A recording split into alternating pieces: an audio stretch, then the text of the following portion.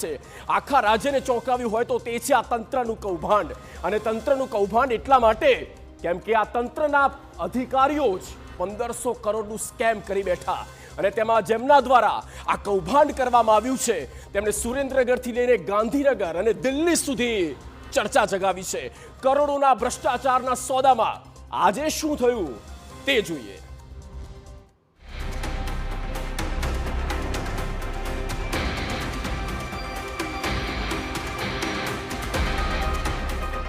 જમીન કૌભાંડ, બંદૂકના લાયસન્સનું કૌભાંડ, કરોડોના ભ્રષ્ટાચારના સોદા, સરકારી જમીનનો બારોબાર હિસાબ.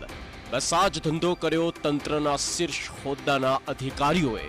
અને આમના જ પાપે સુરેન્દ્રનગર બની ગયું ગુજરાતમાં ભ્રષ્ટાચારનું એપી સેન્ટર.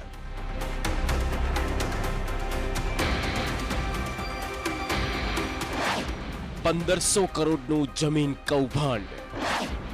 ઈડીની 3 ટીમે બોલાવ્યો સપાટો. મોટા માથાઓએ કર્યું કૌભાંડ. માથાઓમાં કૌભાંડી નીકળ્યા કલેક્ટર. સુરેન્દ્રનગરમાં ખેતીની જમીનને બિનખેતી કરાવવાના મોટા પાયે ચાલેલા ખેલમાં કરોડો રૂપિયાના ભ્રષ્ટાચારના આક્ષેપો થયા. આ કૌભાંડની ગંભીરતાને જોતા ઈડીએ 23 ડિસેમ્બર 2025ના રોજ સુરેન્દ્રનગર કલેક્ટર અને અન્ય ઉચ્ચ અધિકારીઓના નિવાસસ્થાને દરોડા પાડ્યા હતા.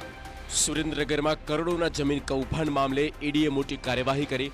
સુરેન્દ્રનગર ખાતેના સરકારી નિવાસસ્થાને તત્કાલીન કલેક્ટર ડોક્ટર રાજેન્દ્ર પટેલની પૂછપરછ હાથ ધરવામાં આવી. સરકારી નિવાસસ્થાનેથી મોટા પ્રમાણમાં સોનું અને ચાંદી કબજે કર્યો હોવાની ચર્ચાઓ છે.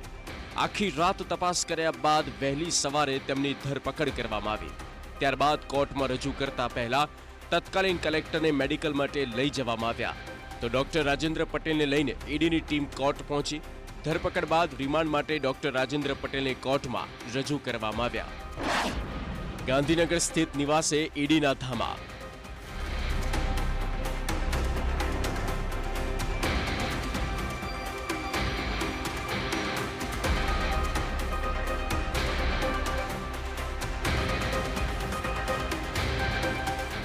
તો વહેલી સવારથી ઈડીની 3 અલગ અલગ ટીમ રાજેન્દ્ર પટેલના ગાંધીનગર સ્થિત નિવાસસ્થાને પહોંચી.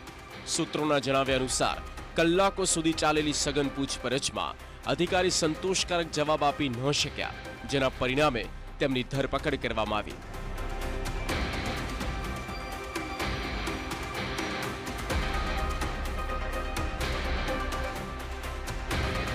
તો બીજી તરફ કૌભાંડી નાયબ મામલતદાર ચંદ્રસિંહ મોરીને કોર્ટમાં રજૂ કરાયો. ઈડીની કાર્યવાહી દરમિયાન રિમાન્ડ પૂર્ણ થતા કોર્ટમાં રજૂ કરવામાં આવ્યો. મોરીને કોર્ટમાં લાવતા સમયે તેમના પરિવારજનો દ્વારા કોર્ટમાં ધામા. લાંચિયા અને ભ્રષ્ટ અધિકારી મોરીને બચાવવા સગા સંબંધીઓ ત્યાં આસપાસ ફરતા દેખાયા. ઈડીની વિશેષ અદાલતમાં મોટી સંખ્યામાં લોકો આવતા કોર્ટ પરિસર ઉભરાયું. ઈડીએ વધુ રિમાન્ડ ન માંગતા આરોપી મોરીને જ્યુડિશિયલ કસ્ટડીમાં મોકલવામાં આવ્યું છે. વકીલે કૌભાંડીનો બચાવ કરતા કહ્યું કે જે પણ થયું છે એ બધું મોરી માટે નવું છે, તેને કંઈ ખબર જ નથી. आज उनको प्रोड्यूस किया उनका रिमांड खत्म होने के बाद, और ईडी ने कोई फर्दर रिमांड मांगा नहीं है. So now he has sent to judicial custody. Now will move ahead with other processes whatever is deem fit to us and for the accused. That's all. So basically कुछ instruction लेने होते हैं हमको कि आगे क्या करना है, उनके कौन सा प्रोसेस करना है, उनके लिए क्या सही है. उनके मन में भी बहुत सारे डाउट्स होते हैं कि क्या होगा अब इस केस में, तो इसके लिए मिलना जरूरी होता है. इसके लिए मैंने कोर्ट को बोला कि 5 मिनट मिलने दिया जाए, जिससे कि मैं उनसे प्रॉपर इंस्ट्रक्शन ले पाऊँ. અન્ય અધિકારીઓ પણ રડારમાં.